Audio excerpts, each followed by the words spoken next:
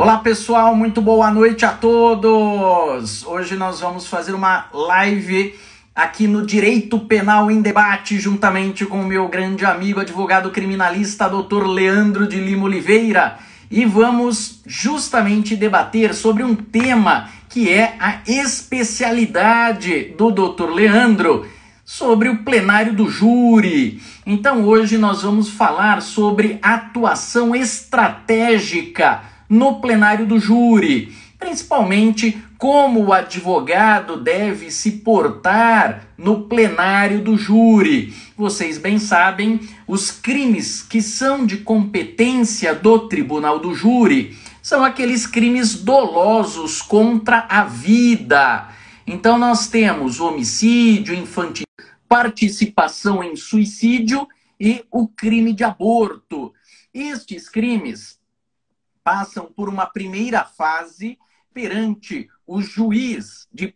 Doutor Leandro está aí, seja muito bem-vindo, doutor Leandro. Professor Marcelo, como é que vai? Tudo bem? Boa noite a todos e a todas, né? Estamos nós aqui novamente, se Deus quiser, sem nenhum tropeço, né, Marcelo? Vamos lá, doutor Leandro. E falei que hoje nós vamos falar aí sobre um tema que você é especialista e apaixonado, que é o Tribunal do Júri. São quantos anos aí, Leandro, de atuação no plenário do júri? Marcelo, como advogado, 25, né? Mas a primeira participação minha no Tribunal do Júri foi em 94, 95. Eu ainda cursava a faculdade de Direito, né? Desde a época de estagiário, Leandro atuava, então, já no plenário do júri, se apaixonou por esse assunto e permaneceu nisso até hoje. Até hoje, Marcelo. São centenas e centenas de plenários já realizados. Sempre o júri, a gente costuma dizer que não é uma receita de bolo, não é? Onde você faz e costuma sempre dar certo. Cada júri tem a sua peculiaridade. E nós vamos falar hoje, doutor Leandro, justamente sobre as estratégias, principalmente da defesa, não é? No plenário do júri. Então, já encerramos a primeira fase do júri, que passa ali junto ao juiz singular. O réu foi pronunciado e marcado, então, a sessão plenária do júri. E aí, vamos debater um pouquinho, Leandro, como é que o advogado ou defensor público deve atuar estrategicamente nesse plenário. Primeira questão, Leandro, que eu gostaria de falar com você. Para fazer um júri, não dá para você pegar lá um correspondente no Migalhas, né, e falar, viu, você faz um júri lá para mim? Não, não dá, né, Marcelo? Aí foge do contexto, do propósito seu, né? Fica um pouco estranho, não tem como, né? Então, o plenário do júri é onde todas as teses e as antíteses serão expostas. Portanto, o advogado, primeira coisa, ele precisa estar muito bem preparado, conhecendo bem o processo e os fatos para ir a plenário do júri. Não dá para ir de aventureiro no plenário, né, Leandro? Não, não dá, Marcelo. O engraçado é assim, às vezes eu sou procurado, né, por advogados ou por advogadas que chegam para mim e falam, olha, Leandro, você tem como fazer um plenário do júri para mim no dia tal, no mês que vem, daqui 2 semanas, que seja, né? Que seja. E aí a pessoa fala o seguinte para mim, fala, olha, inclusive o júri é fácil, o júri é tranquilo. Aí eu respondo o seguinte, falo, olha, se é tranquilo, é fácil, eu não preciso nem ir, porque júri fácil, o promotor pede absolvição. Ou seja, vai lá e faça. Né? E não tem essa. Quando você imagina, você acaba subjugando um processo, você acaba fadado ao insucesso. Né? Seria uma missão inglória, vamos dizer assim, Marcelo. Por quê? Por mais simples que seja, uma tentativa de homicídio simples, o advogado, o defensor ou a defensora, a advogada, eles têm que ter um conhecimento amplo e restrito, pleno daquele processo. E às vezes a solução ela se resolve nas entrelinhas. Quando a gente já fez alguns cursos, né, Marcelo? E eu já fui indagado, fui perguntado, não raras vezes, Leandro, quando é que começa o plenário do júri? Quando começa o julgamento? Os mais afoitos vão dizer o seguinte, olha, o plenário do júri começa com o pregão das partes. O oficial de justiça vai lá, apregou as partes, dá o nome do réu e instala a sessão plenária. Eu falei, não. O júri ele começa, algumas vezes, em algumas oportunidades, até alguns quarteirões de distância. Por mais estranho que possa parecer. Por quê? Você tem algumas situações em que o réu, o preso que está ali, o acusado que está ali, ele tem um efetivo policial, uma escolta policial, algo assim assustador, que bloqueia quarteirões. Então, você imagina um jurado ou a jurada que se dirige ao fórum para participar de um julgamento e vê lá, sobre a cabeça dele, a águia do helicóptero da Polícia Militar sobrevoando. Polícia Militar revistando na entrada do fórum, na entrada do plenário. Policiais para todos os cantos do plenário. Então, quer dizer, nesse momento, o júri já começou. Quando você não tem isso, você não tem esse aparato policial, o que eu respondo é o seguinte, Marcelo, o júri ele começa, ele dá início quando o advogado entra na sessão, no plenário do júri. Por que esse é o início? Que quando você ingressa na sessão do júri ali no plenário, você tem todos os jurados e juradas te examinando, de cima e embaixo. Desde a maneira que você se porta, se você entra com ar de soberba, com ar de indiferença, sem cumprimentar, sem falar nada, sem se dirigir a ninguém, o pessoal já te olha assim e fala assim, mas quem que é essa pessoa que é o arrogante? Te olha com ar, imagina que você tem um ar de arrogância. E às vezes não é, né, Marcelo? Exatamente. Isso é importante, inclusive, Leandro, para a gente já começar a falar um pouquinho diretamente sobre a estratégia da defesa, não é? Então, o advogado, ele precisa se portar bem no plenário do júri. Então, tem que ir bem vestido, não é? Não vai lá com aquela roupa toda macetada, cabelo para fazer, barba para fazer, todo atrapalhado lá, de qualquer jeito, chega derrubando papel. Não dá para ser assim, né, Leandro? Não dá, né, Marcelo? Por quê? É uma coisa muito simples, né? O advogado o cartão de visita é a própria vestimenta. É a maneira que você se comporta a hora que você ingressa numa sessão de julgamento. Desde o oficial de justiça, a escolta, os jurados que estão sentados ali. Você sabe quem que é a primeira pessoa a ingressar no júri, a entrar no júri? A primeira pessoa a ingressar no júri é o jurado ou a jurada. Então eles ficam sentadinhos ali naquelas cadeiras que ficam na assistência e eles ficam observando tudo. Eles não têm o que fazer. Ou eles estão olhando o celular ou conversando entre si, mas quando chega alguém ali, ele já fica assim, quem será? Eu acho que esse aí é o promotor, hein? Não, eu acho que esse aí é o advogado. O engraçado é assim, o promotor ali todo engomadinho é o promotor. Se está mal arrumado é o advogado. Muito bem, Leandro. E aí vamos depois então, do jurado, veja só, aí então já começa, Leandro, um ponto muito interessante para a estratégia do advogado. Porque quem vai julgar o réu não é o juiz. São os jurados que vão compor o conselho de sentença. Então, previamente, e aí que já começa o plenário, não é? Previamente, você, advogado, sabe o nome dos 25 jurados que foram sorteados para aquele dia na sessão plenária. E aí você tem, então, de antemão já o nome completo, a profissão desse jurado, sabe o sexo desse jurado, e você consegue fazer uma pesquisa sobre esse jurado, não é isso, Leandro? Justamente, Marcelo, você pode observar a pessoa na hora do sorteio, propriamente dito, né? Você já tem essa lista em mãos, você já vê profissão, pelo sobrenome você consegue identificar a origem da pessoa, se ela é uma origem europeia, uma origem americana, uma origem asiática, e aí você começa a entender mais ou menos quem que é aquela pessoa que está sendo sorteada como jurado, né? As tradições, a cultura, os costumes. Então, tudo isso é levado em consideração, Marcelo, por incrível que pareça, porque o julgamento é um critério muito subjetivo, né? O jurado, o conselho de sentença, quando ele profere a sua decisão, ele profere de acordo com a sua consciência, com o seu livre convencimento. E a decisão do jurado ela é imotivada, você não tem fundamentação. Ele julga de acordo com a consciência. E se a consciência dele recomenda que o réu seja absolvido, ele o será. Se a consciência determina que ele seja condenado, ainda que a prova seja favorável à defesa, ele acaba sendo condenado, Marcelo.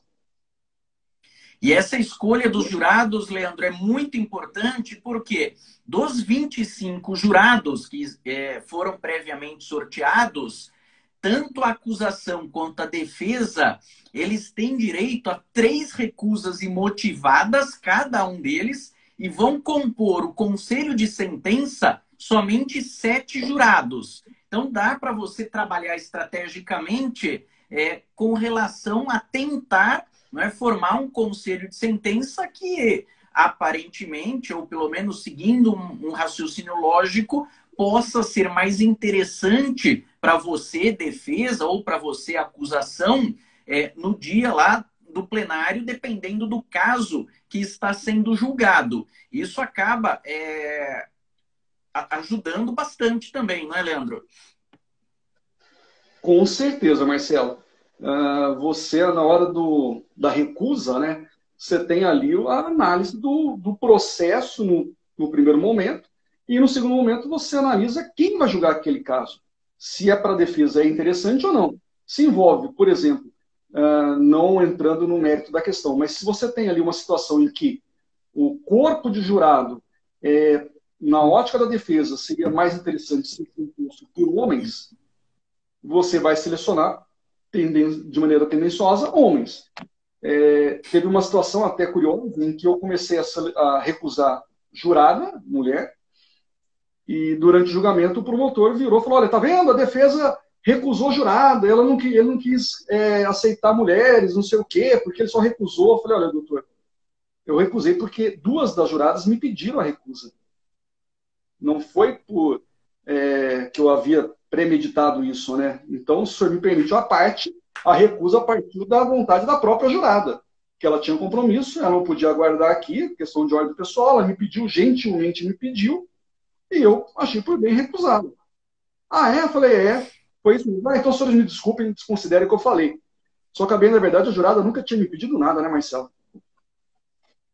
Já não estava mais lá. Aliás, Leandro, isso também é interessante aí para o internauta que está nos acompanhando saber. Se o advogado fica muito ali também antes de começar o plenário do júri, como os jurados muitas vezes sabem que cada uma das partes tem esse direito a 3 recusas imotivadas, ele invariavelmente vai chegar para o advogado e falar: viu, você não pode aí me dispensar porque o meu papagaio está doente, eu tenho que ir lá tratar, cuidar do meu papagaio. E aí você, advogado, se não recusa, ganhou um inimigo no plenário, não é isso? Você ganha um inimigo e você está com sério risco de levar um voto desfavorável à sua tese. O que normalmente eu faço, Marcelo? Eu digo o seguinte para o jurado: eu falo, olha, eu lhe recusaria com o maior prazer, se dependesse de mim. Mas a minha recusa já esgotou. Você não quer pedir para o promotor? Então você faz. Muito bem, aí já começa então, aí a estratégia, então, já na escolha dos jurados, não é, Leandro? Você tem, inclusive, hoje, apesar do crime de stalking, né? Você tem aí a possibilidade também de verificar as redes sociais, Instagram, Facebook, quem é aquele jurado, não é? E pode te ajudar significativamente na escolha desse jurado. Agora, ultrapassado este momento, Leandro, da escolha dos jurados. Está composto o conselho de sentença, são lá os 7 jurados. Como que o advogado deve tratar não só as partes, né, mas todos os envolvidos no plenário do júri? Esse tratamento de forma educada, ele é recomendado ou não? O advogado tem que chegar lá já metendo, mostrando quem que manda e xingando todo mundo, gritando, berrando. Como que deve ser essa atuação do advogado no plenário, Leandro? Marcelo, eu trago comigo o ensinamento da minha mãe, né? Antes de advogado, nós somos pessoas que veio de uma família que no mínimo que ele passou alguma educação. Então, eu acho que você tem que sempre ter o bom senso, ter uma tratativa cordial com as pessoas e tratar com urbanidade a todos, né? De maneira assim distinta, seja quem for. E a arrogância no tribunal do júri, no plenário do júri, só leva a pessoa que é arrogante a perder a causa, a perder a sua tese, não ser reconhecida. Nós já enfrentamos, você enfrentou comigo um caso aqui em Jaguariúna, veio um promotor aqui da região, não vou citar porque é uma região meio próxima à nossa aqui, e talvez seja muito fácil identificá-lo, mas ele foi para o segundo júri e foi de uma arrogância assim, querendo falar inclusive mal da advocacia. Você lembra disso, né, Marcelo? E, Sim, sim. e, particularmente, eu acho que era mais favorável à tese acusatória do que à tese defensiva. Porém, em razão da própria petulância, arrogância dele, eu acho que acabou sendo até um remédio venenoso que ele acabou tomando, ingerindo. E aí ele acabou perdendo, né, Marcelo? Ou seja, o Sim, advogado hoje. exatamente. Então, Leandro, mesmo que o juiz, o promotor, algum serventuário da justiça, assistente de acusação, quem quer que seja, atue com arrogância, atue de forma agressiva, mantenha a sua postura, mantenha a educação, porque isso, sem dúvida, reflete nesses 7 jurados, que são pessoas leigas, que não têm obrigatoriamente formação jurídica. Eles estão ali ouvindo acusação e defesa para saber se vão, para decidir, não é, se vão absolver ou condenar o réu. Então, a educação faz uma grande diferença nesse momento, não é? Faz uma grande diferença, Marcelo. Inclusive, você já viu algumas situações aí, advogado, porque às vezes a pessoa pensa que no júri, como se trata de uma oratória, você ganha no grito. E não é no grito que você ganha. É no seu poder de convencimento, na sua persuasão. Já teve plenários do júri que isso entrou para a história. Por exemplo, em São Paulo, nós tivemos aqui, não há muito tempo atrás, mas tivemos advogado e promotor saindo no tapa em plenário. E aí, eu até pergunto, falo, olha, de quem que é o erro? Do promotor que começou a provocação ou do advogado que poderia ter começado a provocação? Aí começa o duelo. Ah, foi dele, foi dele. Não. Nesse caso, o erro é só de uma única pessoa, do juiz que preside os trabalhos do júri. Cabe à presidência do tribunal do júri chamar as partes e falar, olha, basta, daqui não passa. E colocar os dois nos seus devidos lugares.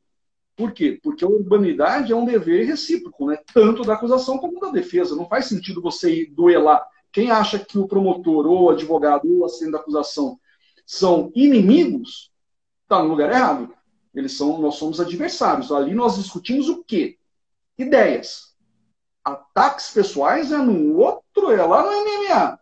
Vai numa luta, vai onde você quiser, mas quando você parte para a discussão de ideias, no campo das ideias, não comporta ofensas pessoais, indelicadezas, nada disso. E se você sustenta uma tese, você levanta essa tese, você está convencido dela, você, na pior das hipóteses, no pior cenário, você vai fazer registrar em ata. Exatamente, Leandro. Isso é muito importante. Tratar aí com urbanidade. Aquela história, mesmo que a pessoa seja mal educada com você, educação vem de berço, não é? Então, não necessariamente você precisará ser mal educado com a outra pessoa. Mostre que você está acima dela, não é? Trabalhe estrategicamente. Eu sei que muitas vezes não é fácil isso, né? Porque a gente não tem sangue de barata, mas aí vem essa preparação, né? Aí vem todo o embasamento que você deve ter para enfrentar um plenário do júri. Não é fácil, você tem 1000 variantes que podem acontecer, mas se você estiver bem preparado, conhecendo não só o processo e os fatos, mas também a lei e as suas prerrogativas, não haverá problema nessa questão. Agora, um outro ponto muito importante, Leandro, com relação ao uso da linguagem que o advogado deve usar. Nós, muitas vezes, Leandro, quando estamos fazendo audiência, nós usamos termos técnicos, porque estamos falando com o juiz e com o promotor, que são bacharéis em direito, estudaram 5 anos direito, prestaram concurso público, ou o nosso colega advogado estudou 5 anos direito, fez uma prova da OAB. Aliás, como o nosso colega aqui, Esdron Mateus, saudações para o Esdron, foi meu aluno e um grande colega aí também, doutor Leandro, trabalhou junto em alguns casos, e hoje o Esdron, inclusive, preside uma comissão, não é, da OAB. Então, satisfação aí a todos os alunos que estão nos acompanhando.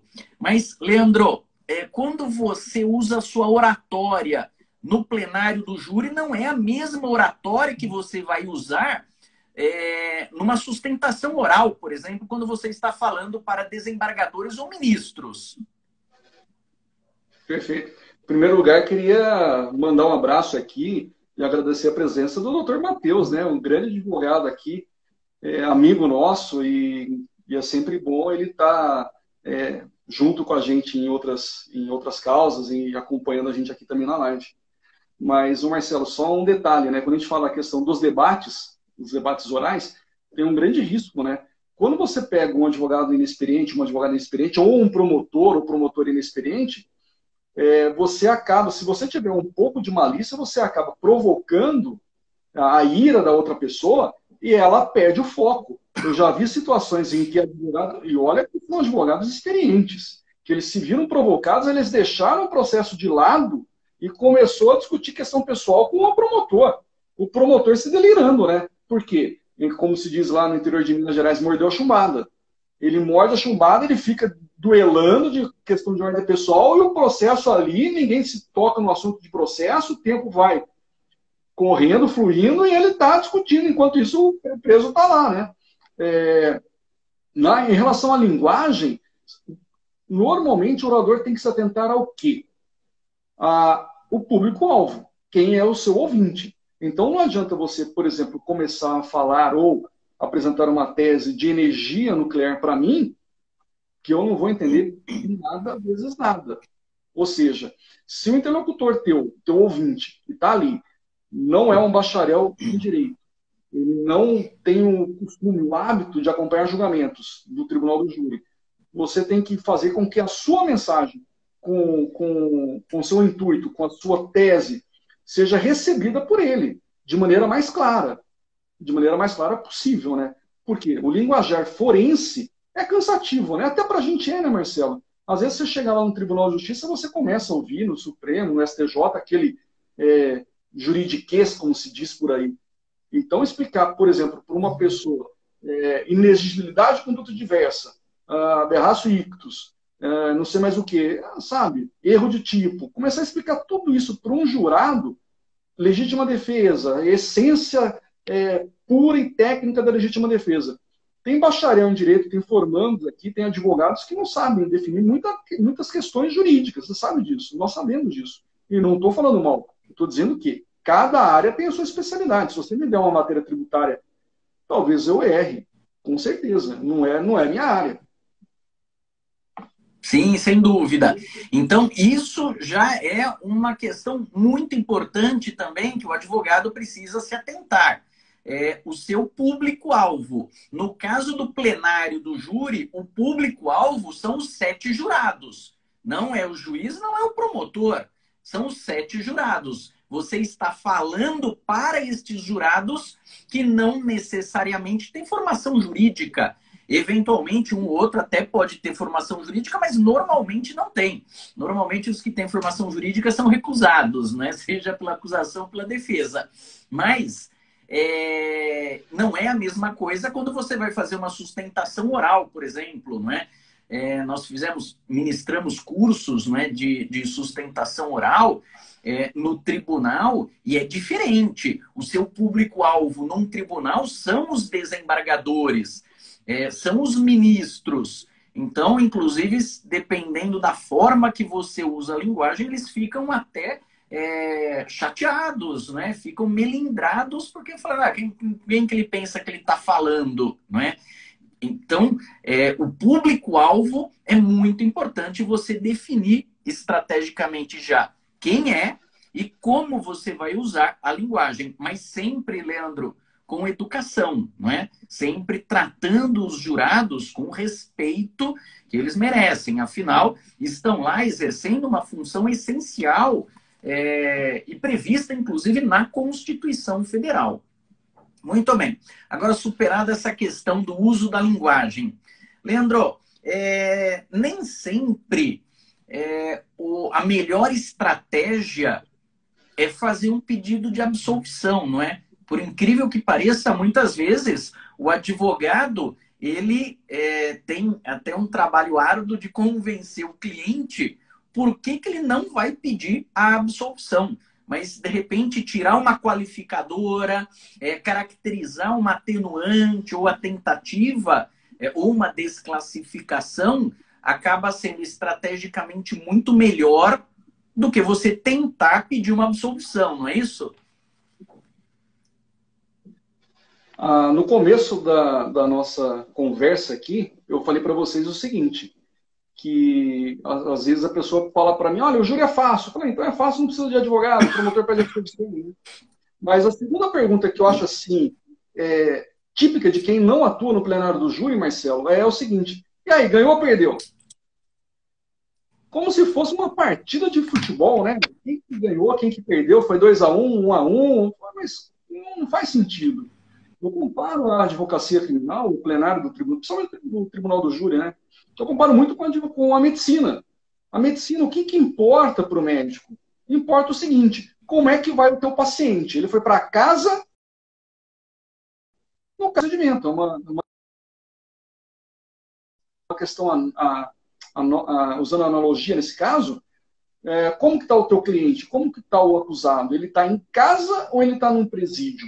Então, se ele está em casa, resolveu o problema. Solucionou o caso. Você teve a aplicação da verdadeira justiça e, em contrapartida, você teve o teu cliente, o acusado, com uma condenação razoável, considerável, porém, cumprindo em sua residência. Ou seja, nem sempre a tese absolutória é a única viável para a defesa. Já teve situações em que o réu chegou em plenário, ele externou a sua vontade, por exemplo, a tese de negativa de autoria. Ele negava terminantemente que fosse ele. Mas nem por isso eu sou obrigado a sustentar isso. Ele tem o princípio de autodefesa, ele pode externar essa tese, mas eu, como advogado técnico dele, não sou obrigado a sustentar e cair no ridículo do jurado. Então, o que você tem que ter? E considerar, a primeira coisa, você nunca deve subjugar a inteligência alheia. Porque ali você tem pessoas capacitadas, pessoas com experiência de vida, às vezes você tem professores, você tem médicos, engenheiros, e são pessoas que têm uma capacidade cognitiva elevada. Aí você chega ali e começa a brincar com a inteligência alheia, você vai tomar uma invertida sem precedentes. Então, o que eu costumo fazer, Marcelo? Se o processo eu verificar que a tese de negativa de autoria é inviável, eu não vou sustentar. Por mais que o cliente chegue e fale, não, eu vou sustentar, vou falar isso, ele tem toda a liberdade. Mas eu, tecnicamente, não sou obrigado. E eu falo para o jurado, eu falo, olha, ele, em observância ao princípio da defesa, ele pode justificar. Porém, tecnicamente, eu acredito que seja uma situação de desclassificação, uma situação de reconhecer um privilégio, alguma coisa nesse sentido. Daí a importância de conhecer bem os fatos e de conhecer bem a legislação também, não é? E a experiência que se pega, não é, que vai se adquirindo ao longo do tempo, é fundamental para orientar adequadamente o cliente e explicar para ele, olha, eu não vou pedir absolvição neste caso por causa disso, disso e disso. Existem estas provas que a acusação vai explorar e se a gente pedir absolvição, você vai cair no ridículo aqui, não é? Então, é mais vantagem você conseguir, por exemplo, afastar uma qualificadora, porque afastando a qualificadora não é mais crime hediondo, não é? Não sendo crime hediondo, você consegue um benefício enorme para o seu cliente. E tem mais um detalhe, desculpa te cortar, Marcelo, mas assim, eu adoro isso, né? Porque quando o cliente ele parte para um voo solo, para uma tese solitária, isso é uma carta na manga para mim. Porque o promotor vai ter 1h30 para refutar o que o acusado falou. Então ele vai perder todo o tempo dele discutindo com o réu. Aí, quando você, advogado, chega em plenário e sustenta a sua tese, fala, realmente, o promotor tem razão, negativa de autoria nesse caso não cabe, não. Exato. Aí, Leandro, me leva a uma outra questão. No júri, para quem não conhece, aí nunca fez, nunca assistiu, primeiro que eu recomendo que assistam vários júris. Eu e o Leandro assistimos júris até hoje, porque é sempre um aprendizado novo, não é? Sempre importante ter essa experiência prática. Nós ministramos cursos do Tribunal do Júri e fazemos júris simulados. E é sempre um grande aprendizado. Então, vale a pena vocês assistirem aos plenários do júri, vale a pena vocês fazerem cursos de júri simulados e estudarem, porque a nossa profissão sempre será necessário o estudo. Agora, o plenário, ele é basicamente dividido, então, na fala da acusação, 1h30, né, para a acusação se manifestar, depois para a defesa se manifestar, e aí tem a possibilidade ainda, depois que a acusação e defesa fizeram essa primeira manifestação, é possível a réplica pela acusação e a tréplica pela defesa. O advogado deve deixar alguma carta na manga para essa tréplica, Leandro? Eu vou te responder com duas situações práticas e objetivas. Teve um julgamento em Amparo, aí eu vou citar a cidade, em Amparo, um caso de alta complexidade, terminou, o Ministério Público falou, a defesa falou por último, o juiz encerrou os debates, virou para o Ministério Público, o promotor de justiça, que no caso, se eu não me engano, eram 2 promotores ou 3 promotores, agora me falhou a memória, mas 2 promotores no mínimo. Um deles vira para o juiz e fala o seguinte: não, excelência, a acusação não irá para utilizar da réplica porque eu tenho plena convicção de que o réu ou os réus serão condenados. Não faz o menor sentido uma decisão contrária a essa. Ah, tudo bem, está encerrado os debates, encerraram os debates. Só uma questão de ordem, excelência, pois não. Quero fazer uso da tréplica. Por que não? Mas não vai ter tréplica. O promotor falou que não ia utilizá-la. Não, ele já abriu, a partir do momento em que ele abre a fala dele, nesses termos que ele utilizou, ele usou da réplica. Por quê? Porque o Código de Processo Penal diz o seguinte: resposta monossílaba. Não, não usarei. Ponto. Agora, a partir do momento que ele estende isso, acabou.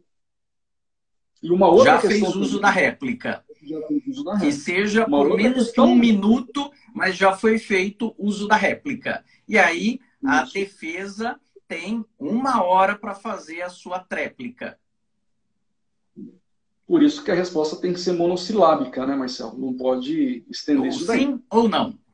Sim ou não. Na outra situação que a gente teve, o advogado guardou a tese, ou ele guardou a argumentação mais forte, mais, vamos dizer assim, mais coerente ou mais eloquente para uma tréplica. Terminou a fala dele, o juiz perguntou: tem réplica? O promotor: não. O advogado quase infartou em plenário, né, Marcelo? Quase infartou. Exatamente. Então é um risco muito grande. Esse é o primeiro risco. O segundo risco é você tentar inovar a tese na tréplica e não ser aceita pelo magistrado. Por quê? Porque você acaba surpreendendo a acusação. E aí você pode jogar por terra todo o teu trabalho no plenário do júri, né? Exato. Uma outra questão prática muito interessante, Leandro, os instrumentos utilizados no crime, eles podem ser apresentados aos jurados, não é? Então, uma faca, uma arma, ele pode ser apresentado para os jurados e o advogado pode, inclusive, fazer ali alguma encenação junto com outro colega advogado, ou um estagiário, supostamente aí como teria acontecido o crime. Mas isso tem que ser feito também com muita cautela, não é? Com muito cuidado, porque precisa verificar como que os jurados vão entender essa, entre aspas, reprodução do crime que o advogado vai fazer no plenário, não é? É. Em Atibaia, um professor da faculdade que eu frequentei, né, na graduação, ele era promotor em Atibaia. E aí ele contou para a gente, Marcelo, que durante um julgamento onde foi utilizado um instrumento contundente, o instrumento contundente era um pedaço de madeira, um porrete, vamos dizer assim, como se diz, né? E ele contou para a gente que ele ficou 1h30 batendo com a madeira, com esse porrete ali, sabe aquela parte de madeira onde fica o conselho de sentença? Ele ficou ali o tempo todo martelando, né, batendo com isso daí perto do jurado. E cada paulada que ele dava, que o jurado acordava, né? Aí no final do julgamento, o jurado falou: se você bater mais uma vez com isso, a gente vai pegar e vai dar na sua cabeça.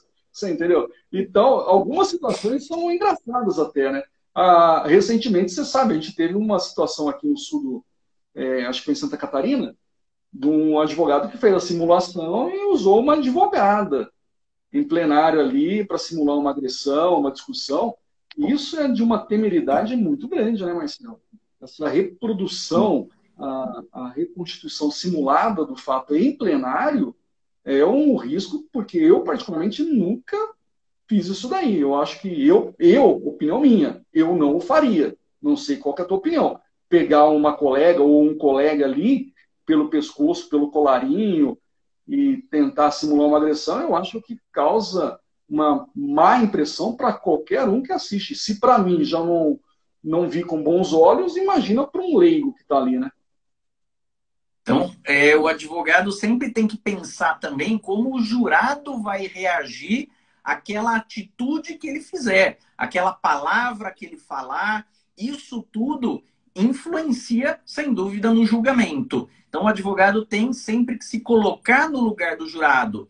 E é importante também que o advogado converse, não é? Converse com seu colega de escritório, converse com seus amigos, com seus familiares, mesmo que não seja da área do direito, para saber como que eles recebem determinada atitude ou determinada palavra. Porque, afinal, são os 7 jurados do Conselho de Sentença que vão julgar. Então, é importante o advogado estar bem situado nesse aspecto. Agora, uma última questão, Leandro. Nosso tempo já está esgotadíssimo, mas aqui dava para a gente ficar falando aí horas a fio sobre isso.